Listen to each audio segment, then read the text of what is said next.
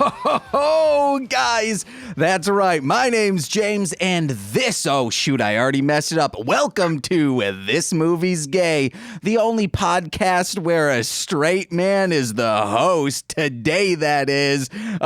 Corwyn did not want to be on this episode. He said, nope, I'm never watching a single episode, a single blink of this content that you want, even though every single list of every single thing I've ever seen that starts out with LGBTQ holiday movies and Christmas specials, it's on every single list. Should it be? I'm iffy on it a little bit, but we'll get into it. It is a celebration of diversity, though. That's great. But I don't know. I rarely host shows by myself. And except like I do a one-man podcast, one community podcast talking about Beyblade. Corwyn won't even let me get a lick of that out. He's like, no, James, I'm just going to mute it. And somehow he's muting my microphone. I don't understand. He's in a different neighborhood than I am. Somehow clicking a button and it drops my audio out even in the recording. So I have to go in and ADR myself. It's bonkers. It's nuts. It doesn't make sense. It makes so little sense because it's not true. But I have guests today. That's the weird thing is like by myself, I don't know how to veer into guests. This is the first time I've ever done it. But we're going to rip that Band-Aid off and hopefully my hairy skin doesn't come with it. Oh, no, I'm bleeding everywhere. Hey, guys, remember that leg thing I have, listeners? I still have it. I need to go to the hospital again. I mean, I guess I should say I need to go to the doctors. It's not a serious issue. Just when I touch it, I go, ow, that hurts. But please welcome in our guests today. I found not just one, the criteria for Corwyn was, hey, you need queer representation as guests if you want to do Pee-wee's Christmas special. So I upped him. I doubled the guests, and it's in their name. Ladies and gentlemen, boys and ghouls. Oh, yeah, it's a spooky Halloween these days. Christmas. Fudge. We have Craig and Steve of It Takes Two to Toku. Hey! Hi there. We are happy to be your tokens. Season's greetings. It takes two to token. Howdy. How are you guys this beautiful month? We're good. Radiant.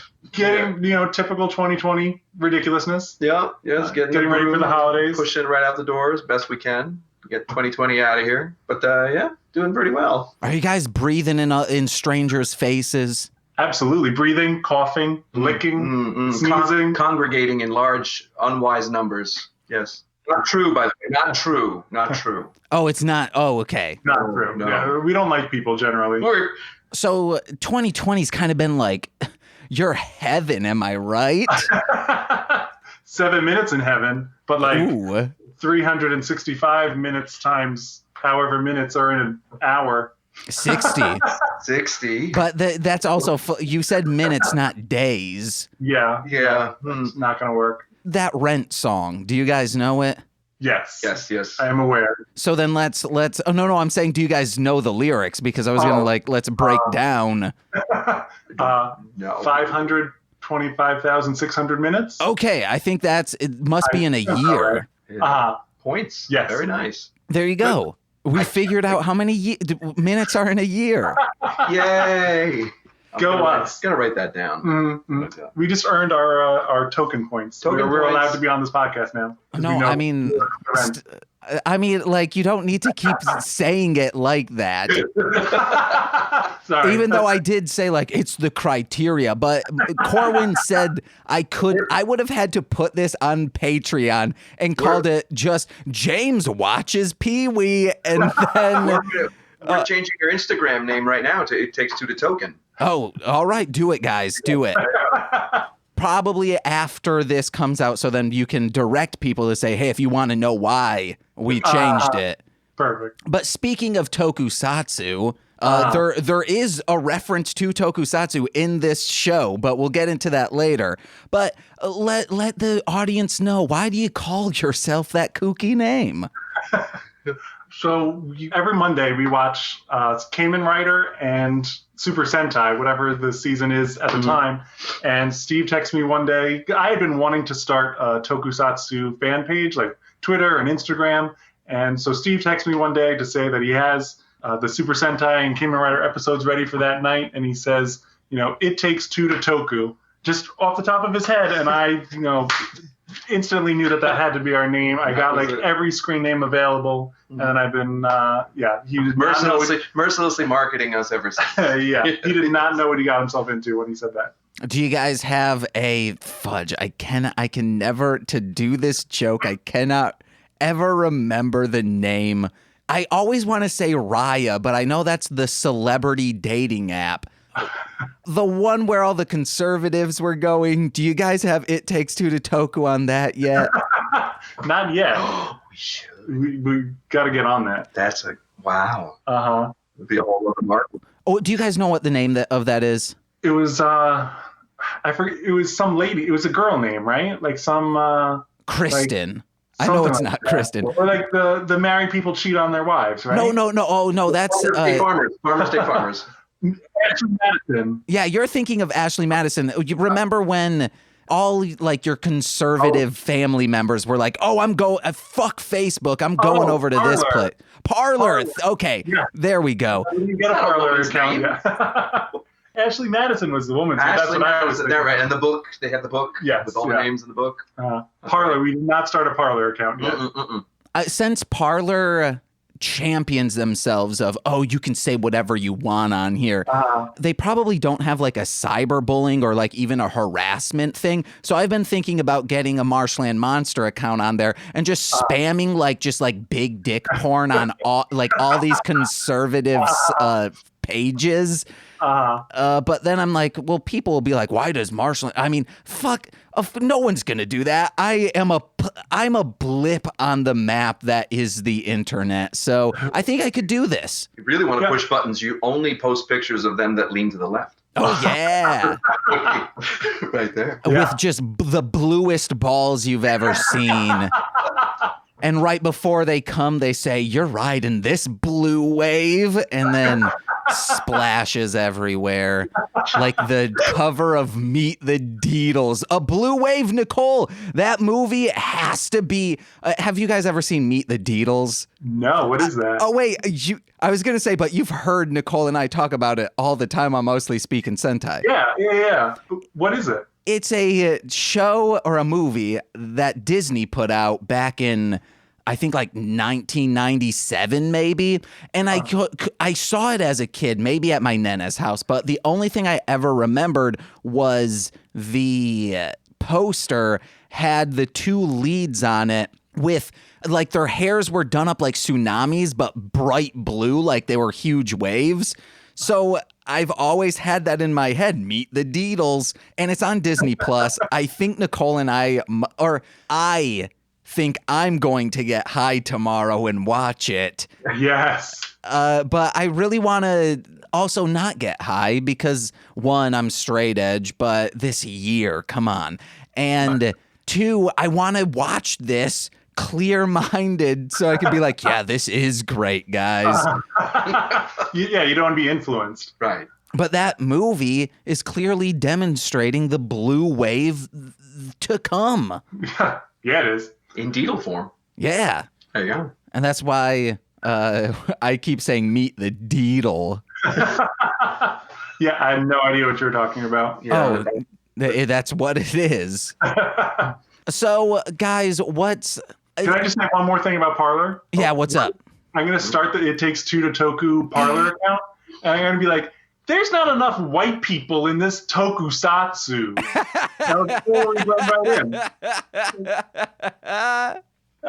They won't even know. I'll totally blend in, and then we hit them with the dick porn. Yeah. Earn their trust, followed by dick porn. If I were to start posting raps on there, it would be a bunch of people saying, now, I normally don't like rap music, but I actually think this guy's good. Well, you got to make sure that you have your picture there, too, so they know that you're okay. You know? Yeah, You know what I mean. I think Like, I don't describe myself as a white rapper, but I think if you were to hear me, you'd be like, wow, yeah, that person, they rap well, but obviously white.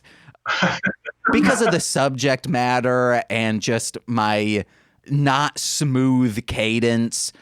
But there was one person back in high school, and when I believe I told Nicole this, they said, oh man, when my friends who I rapped with, when they were, one of their friends were like, yeah, whenever they would say, oh, we're hanging out with Marshland Monster, and then I'd listen to your music, I just always thought you were black. And then Nicole, I believe, was like, who would think that? That makes no sense. You're rapping about Get Fuzzy, the comic from the Sunday paper. Why would anyone think that you are not white? That's hysterical. But guys, let's start transitioning over into our film today. A little on the nose, but all right. What is your guys' experience with Pee Wee Herman or Pee Wee's Playhouse? Recreational at best. I think it was on when I was a kid. It was always like that Saturday morning show, or I think it was on Saturday mornings anyway. But that was the kind of, what the hell is this? But like in kid mind, you're not thinking in like adult language, but it was like the kid mind was still like, what the hell is this? Like it was so random and sporadic and hyper and kinetic, and it was just, I don't know, it was something, it kept your attention because you had no idea what the hell was happening or what was coming next. So that was my experience with it. We watched it growing up. So I'm the youngest. So when you're the youngest, you don't have like a ton of say over what you're watching on TV. So I would like it, but then we never got to watch it much because I kind of got overruled. Yeah. But then the movie came out, Pee-wee's Big Adventure, and that was like an elevated version of the TV show, like legit, like really good, and like older kids liked it and were allowed to like it. Yeah, that was Tim Burton. Yeah.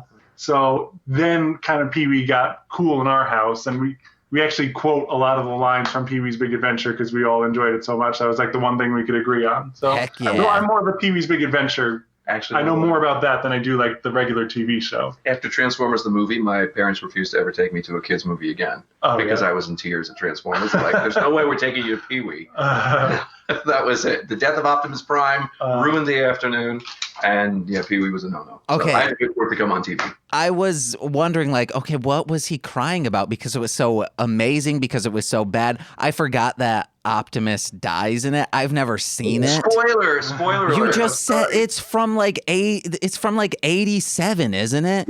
86. Yeah. If it was a plot point in an episode of The Goldbergs, it's okay to spoil it. Because that is how I know Optimus Prime died in Transformers. You never saw the trauma? No. You didn't suffer the trauma? God. The kids in the theater were crying, and it was like in mass, like just wailing and gnashing of kid teeth. It was something. Well, you're more of a Beast Wars guy, right? Yeah, I was. I was going to say my childhood trauma is my friends dying in a car accident.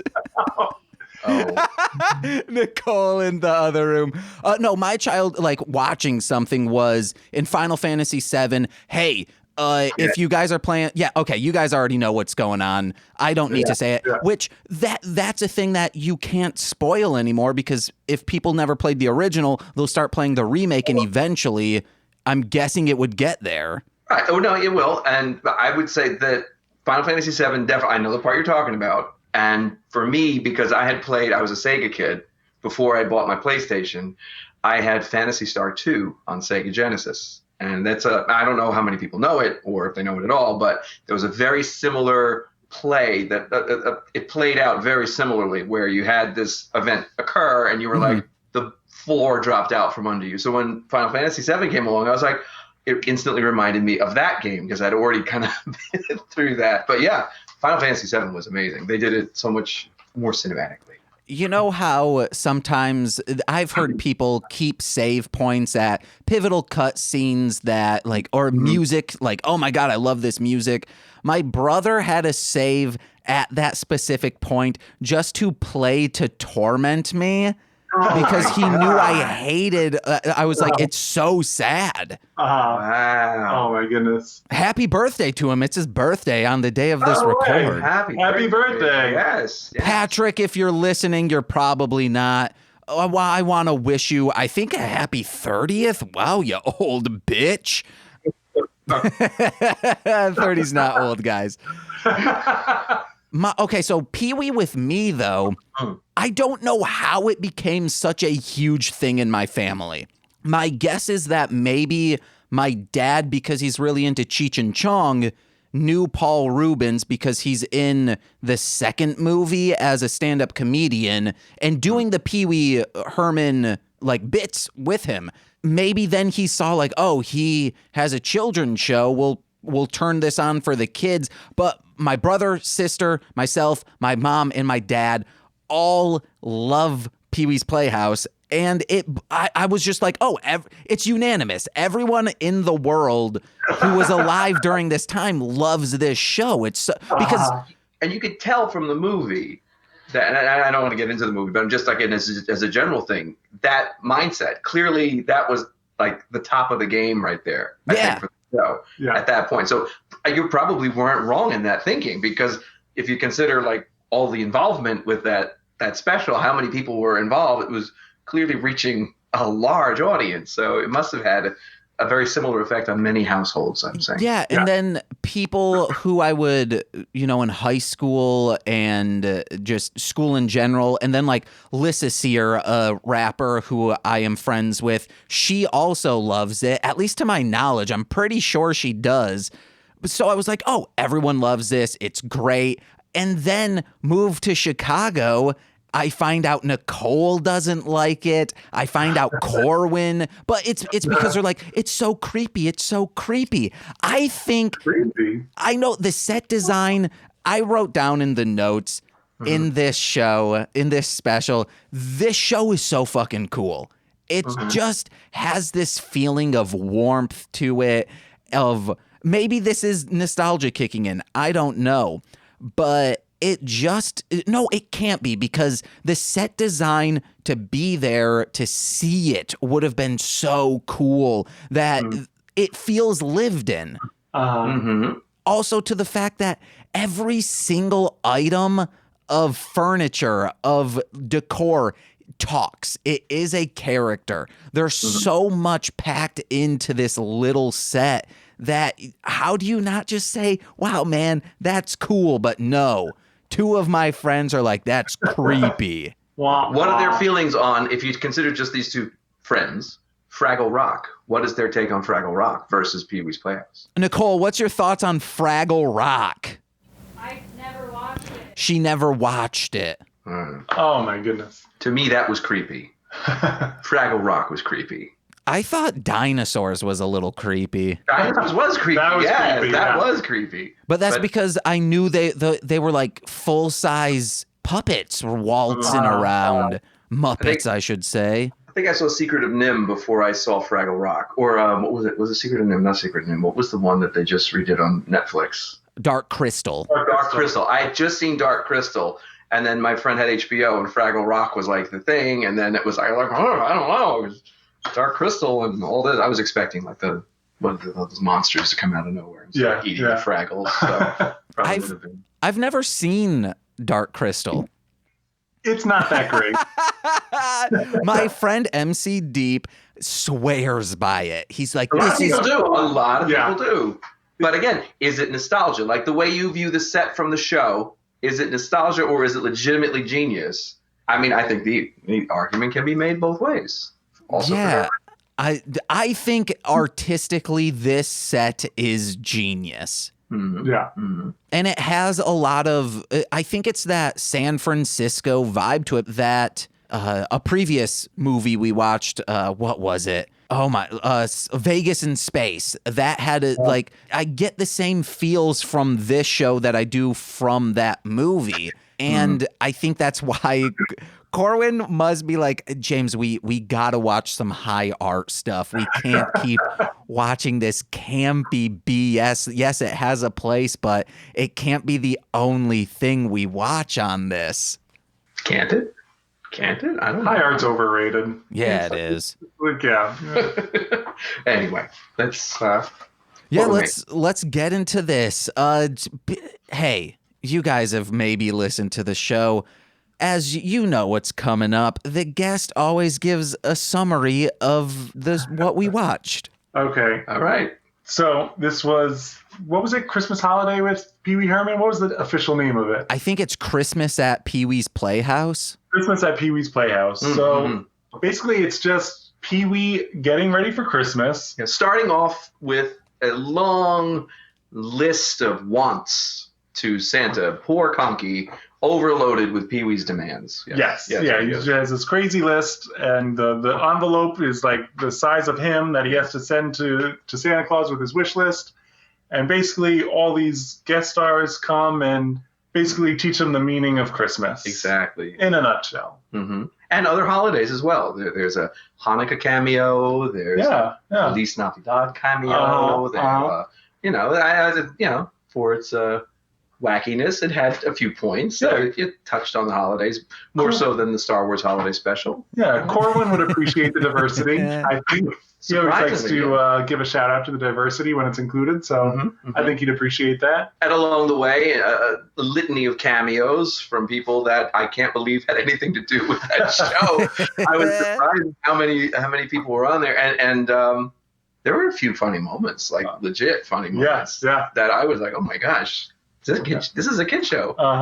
But that was one of my favorite moments was when Miss Yvonne, I believe that's her name. Her outfit is amazing. She has her hair done up like a Christmas tree, and then her dress is flawless. Guys, please search that. It's amazing. But she's in like a dress skirt, and after she's done talking to Pee Wee, which she like kissed him, and then they're like, oh, she had the mistletoe in her hair. Yes, and then she like everyone's like, oh, come over here, Miss Yvonne, and then Pee Wee says, oh, help me out before you make out with the entire Playhouse. Make out with the entire Playhouse. Meanwhile, the floor. Well, who was it? The Flory was like, you could stand over me. Yes. And super kinky. Super. Nicole thinks the floor is creepy. And I'm like, no, he's a fun guy. He's always got wood. Ooh. Oh, come on. Whoa. No, but yeah, when he said, come on, you're going to make out with the whole room, it was like, 8-year-olds are watching this. I don't know. Maybe 7-year-olds. I had a VHS copy of this for as long as I could remember. So I was probably like 4 watching this. But I don't. The only thing that is stuck into my head is, of course, him working the yo-yo. I'm a yo-yo kid. That was. And the Feliz Navidad. Those are things that were ingrained into my head, and things that popped out were Magic Johnson. They go into the magic screen. And there's also a funny thing, like Magic Johnson's there, and Pee Wee's like, what are you doing here? And he goes, oh, I'm cousins with Magic Screen, because it's Magic Johnson, Magic Screen. I didn't pick up on that. That's funny. And like the height difference when he's standing there, like all you see are like he's not the even hips up. and maybe the top of the end of his hands. And it's like, oh, it's Magic Johnson. And it's like, oh, is it? And then it was. It was like, oh, that is pretty magical. The height differential was a little awkward when Magic Johnson comes on screen and he's at one height and Pee Wee is sitting at another height, and Pee Wee's eye level is at a certain level on Magic Johnson. And I'm just going to leave it at that, but it was a little awkward there. I didn't know it was going to happen for a minute. This is a wholesome show. Not Pee Wee, but this movie's gay is very wholesome. Sorry. Nothing untoward. They get in the sleigh, and I'm like, I think they're going to get chased by a polar bear. And then they do. So all these things were popping out of my head. All these dreams are coming true live, right? Like, it's amazing. It's like, we're just keeping up. It's so much so that I do want to try and find a VHS copy of this, because I remember the box of it being very elaborate. So, hey, guys. Check the description. There's a P.O. box if you want to send me that, audience. All right, but let's get into notes if you guys want. And right away, they show the Playhouse in wintertime. And I love things that you normally see in summertime turned into winter. It's things like there's always been a very big push from fans to get Friday the 13th movies to take place during the winter. Ooh, that would be cool. Because it truly would just alter the entire feeling, and you could do so much more. Like, oh, we can see the tracks. Oh, we can see blood in the snow. Yeah. It'd just be great. Play with the whole quiet from a snowstorm. Yeah. I like that. I've never heard that idea before. That is really cool. I think when they were trying to figure out what Jason X would be, is someone had pitched Jason in the snow, is what people say. But that never happened, of course. It needs to happen. And then, like, Phineas and Ferb going into snow, Ed, and Eddie, even going into the fall, is like the color palette changes. And it's so great, guys. If you're working on a summer thing, throw it in the winter. Yeah, I agree. Agreed. What you guys got? I have one. So one of the items that Pee-wee has on his Christmas list is, and I quote, "One of those dolls you fill up with the goopy stuff." And I'm just gonna leave it at that because Stretch Armstrong. It is not a Stretch Armstrong. I'm sorry. It is something untoward. Guess what, guys? I have that same exact note down. Very nice. What was your takeaway on it? Is it? No, I was thinking it might have been one of those dolls that you feed and then it poops in a diaper. No, it's one of the stretchy dolls. It was one of those okay, no.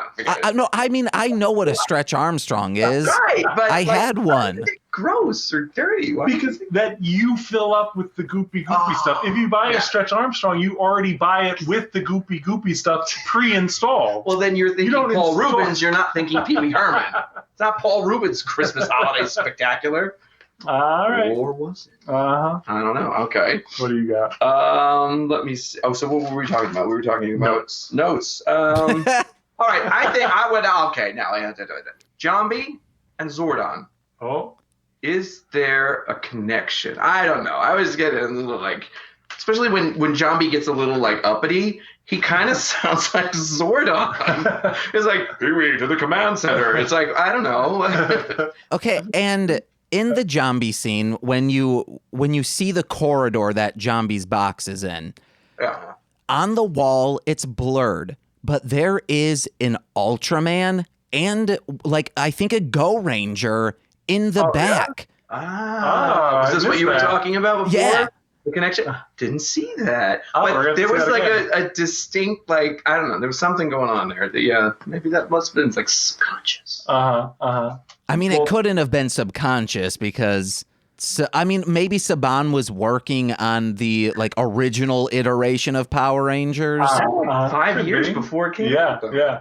Maybe. I don't know. It was out there in the universe, and they picked up on it. Saban just grabbed hold and rode that horse to the bank. Guys, if you want to see some odd early Saban productions, watch Samurai Pizza Cat. Yeah? Samurai Pizza Cat.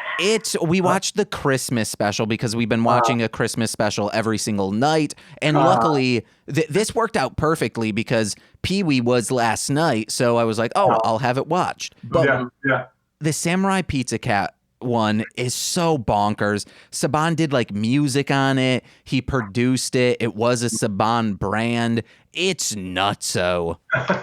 But is it canon?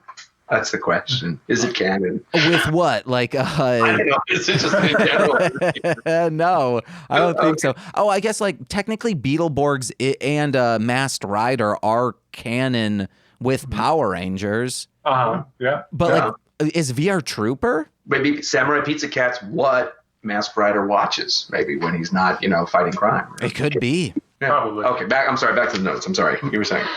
Cher's scream at the secret word was perfection. Yes. Yeah, exactly. No! Meow.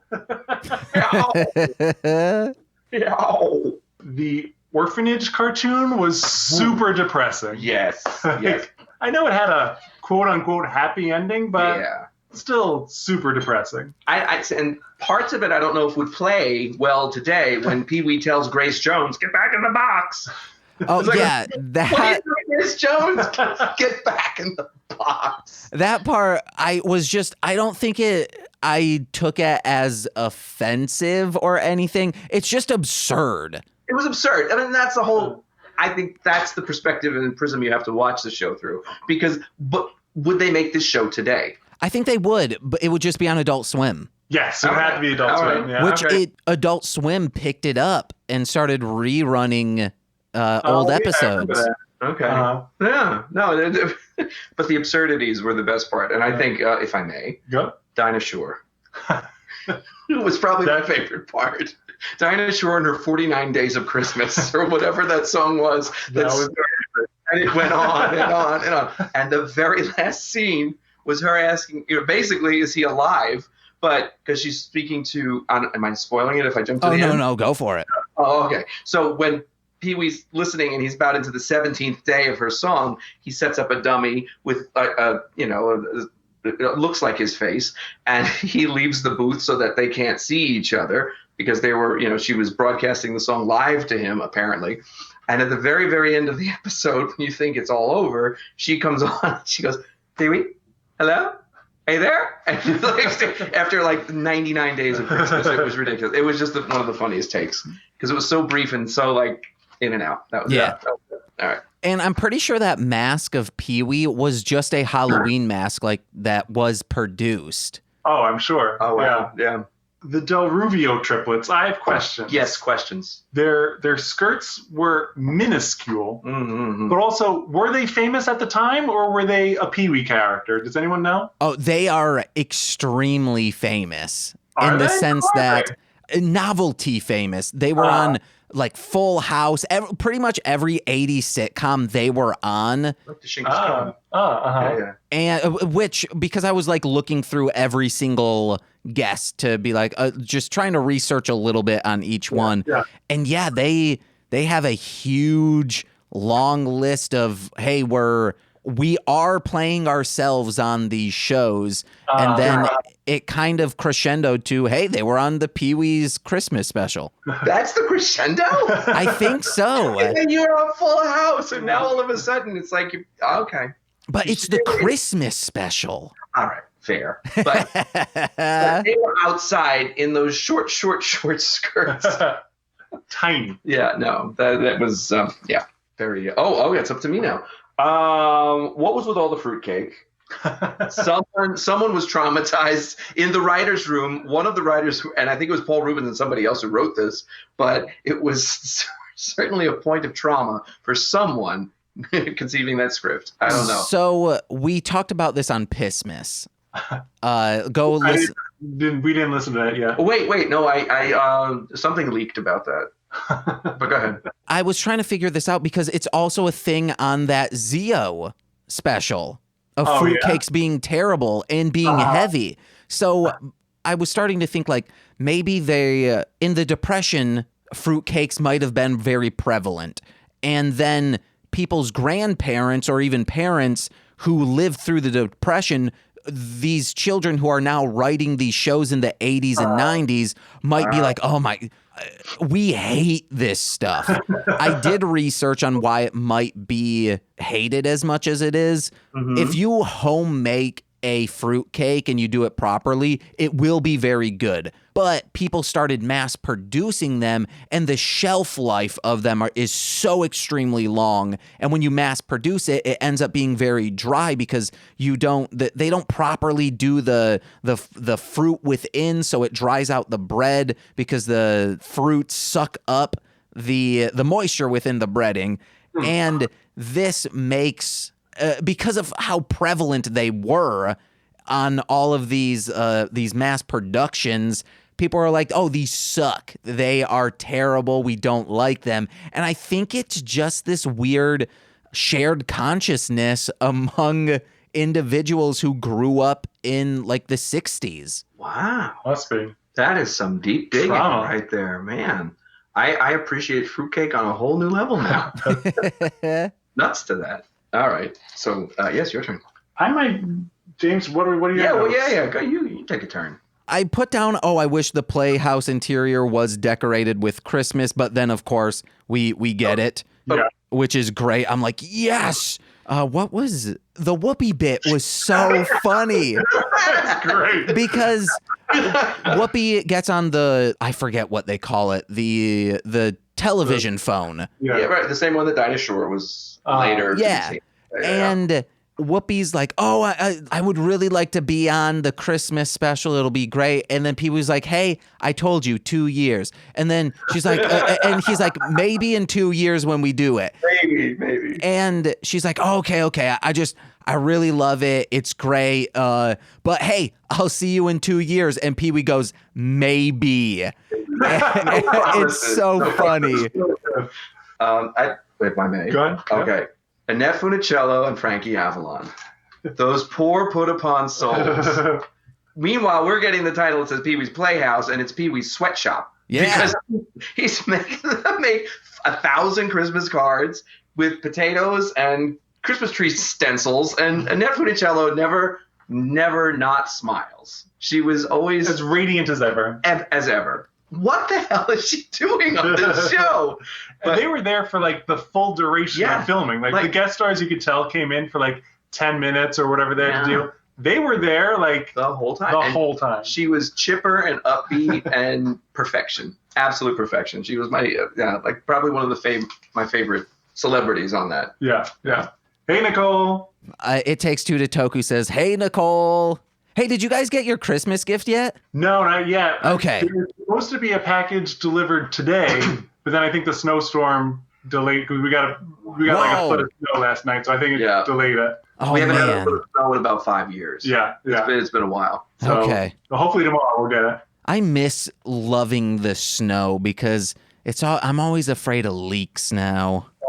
Yeah. 'Cause even in the trailer that I lived in, it would leak only in my rooms and always during the winter. But the Christmas card thing with the potato, I did that as a kid because of this special. Oh, no way. Does it work? I probably, I mean, it works, but I probably wasn't artistic enough to make it look good.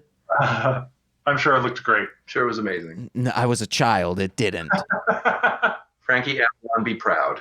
He would be proud of you. Find a child's artwork that is good, and I will then show you a parent who is doing their child's artwork. I only have a few more notes. The fireplace stockings are just so cute. Everyone in the Playhouse, every character has their own stocking, and the size of them are dependent on the actual size of the character. Yeah, Randy's stocking was like tiny. Yeah. And then Pee-wee's was big as hell. He had a right yeah. and left. He had a right and left stocking. Yeah. Of course. That's the right one. Here's the left one. I'm sorry. That's a horrible voice. I put down Pee-wee as a Christmas card tyrant. Yes. Thank you. It is. And I liked when Pee-wee starts hearing sleigh bells, and the mail lady says, "That means you've had too much eggnog." Yes. Yeah, me too. When they're talking about Christmas in Mexico and talking about the piñata, Pee-wee pretty much just says, "You guys get to break shit for Christmas? Yeah. Hell He's yeah." like, full vandal. He's ready to go. He's like, yes, give me that stick. And him just swinging violently, blindfolded in the background. Well, okay. We have something for that. Yes, yeah, we do. When we're done with notes, we'll get into our little theory. bit. Yeah. Theory. Okay, then we see the meaning of Christmas, which is done through a video, I believe, on the magic screen, and it's a children's pageant. And Nicole and I were like, "Why a children's pageant?" For the 14 seconds of Christ child. Yes. Yeah. What you get. That's Obligatory. it. Yeah. Yeah, I think Nicole was like, "Oh, in the Bible it says 2 children they couldn't find a room at the end and then had a child themselves. I'm paraphrasing, of course. Yeah. It's been a while since I've read the good book. And then finally, he's been getting... Oh, I was paraphrasing what Nicole was saying, not what the Bible says.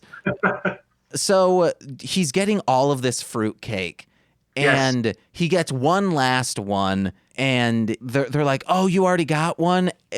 Do you want something else? And he's like, no, I found another purpose for it. Then opens up a wall, and he said, I'm making a new addition to the Playhouse made from the bricks of fruit cake. But Yes. there are two sexy masons just laying brick, and later they'll be laying some pipe. Uh-huh. Yeah, the first one was in this tank top. That was like, oh man, and then This scene can't get more scandalous, and then enters from the ladder above enters the one completely shirtless. Yep, completely bathed in coconut oil. The coconut oil of the season, glimmering with the hope of Christmas. Well, the one on the ladder, he has no shirt on because heat rises. Oh, that's true. We had to put the AC on. Or just open a window. Yeah, because it's winter outside. That was a brick house. I mean, he was making that fruitcake. It was pretty solid. I didn't see any windows in that scene. Were there? Yeah, I don't know if it was compliant. I think there was like a stained glass window, like in a church, wasn't there? Of course. The Church of Fruitcake. Wow. Mm-hmm. I'll kneel at that altar. Hey, man. All right, I think those are all my notes. All right. So we have compiled the list of the top 10 gayest things about Christmas at Pee-wee's Playhouse. We'll start with a few honorable mentions. We got guest stars. Cher. Yes. Little Richard. Yes. Katie Lang. Grace Jones. Zsa Zsa Gabor. Yes. And Charo. The gayest cast list on the face of the planet. And hearing them all announced. Yeah. So, number 10. Top 10 gayest moments of Christmas at Pee-wee's Playhouse. Number 10. Pee-wee saying he's going to get his chimney expanded. That's all right. All right. Number 9 would be Billy Baloney. And that's all I have to say about that. That is a puppet. Yeah, it is. That you work with your hands. Yeah, you do. Number 8, Katie Lang's Elvis Liberace Winter Ensemble. Get. my note for that was Katie Lang, interesting choices. All around interesting choices. Okay. Yeah. And now we have number 7, which is Pee-wee's Pinata scene, which is after they were singing about the using the Pinata, Feliz Navidad. They had that. And basically, I took it as a metaphor for Paul Rubens' life, because there's Paul Rubens in the dark, swinging his stick around. You know, maybe he'll hit it. Maybe he won't. I'm just thinking, later on in that movie theater. We're going to leave it at that. All right, moving on. Number 6, Cowboy Curtis's hair. Okay, wow. Yeehaw. Number 5, thank you, Hans. Pee-wee's male ice skating stunt double. Yeah. Thank you, Hans. Very Hansy. All right, number 4. Number 4, the all-male military chorus from the beginning. All right, where are we now? Number 3. Number 3, Joan Rivers for The Block. Such a quick cameo from her. But it's Joan Rivers, so that's why she has such a high spot. Because come on, Joan Rivers. Joan. Number 2 is the construction workers in the fruitcake extension. That's number 2? That's number 2. Number 2. And the number 1 gayest moment of the Pee-wee's Christmas was the opening roll call. Oh, yeah, okay. Every single name with all those single headshots was probably the gayest thing ever, because if you listen to that list of names, you're gay. You're gay. Every edition comes with a free coming out letter that you can submit to your relatives or loved ones. Absolutely, yes. Save you the trouble. Well, thank you for doing. That's our top 10 list, yeah. That's our top 10 Hope you guys liked it. If we missed any, feel free to submit a comment. Skewer us Hit us up publicly. Exactly. on Twitter. It takes two to token. You said that you were like, can I ask you a weird question? Oh, yeah. We got Okay. that coming up. So, question for the audience: if you were in, say, Pee-wee's Playhouse or the castle from Beauty and the Beast, if you were a talking inanimate object, what would you be and why? And if you need an answer, a minute to think about that, we'll give our answers. I would be Lampy. So I'd be an inanimate talking lamp. That way, every time I light up, everyone thinks I have a good idea. All right. Well, I'm So wholesome. wholesome. Well, get ready for Shallow. Here comes Shallow. I would be Vazi or Vaz. Yeah. I would be Vaz. I would be a glass vase that had a perky personality, but would always take pleasure in the fact that knowing that no matter what beauty was placed within me, it was temporary, and I would outlast it, only to live and be forever. Forever young. Forever young. Yeah. You outlast all those Pretty flowers that think they come in, they think they're like the bee's knees, and then like a week later they're out. They're out. But there's Vaz. There's Vaz. Everlasting. Always and forever. I would probably be like a drawer to silverware, so I could just scream at people like, no, I know you're about to eat a hot dog, but you still should use silverware. Open me up.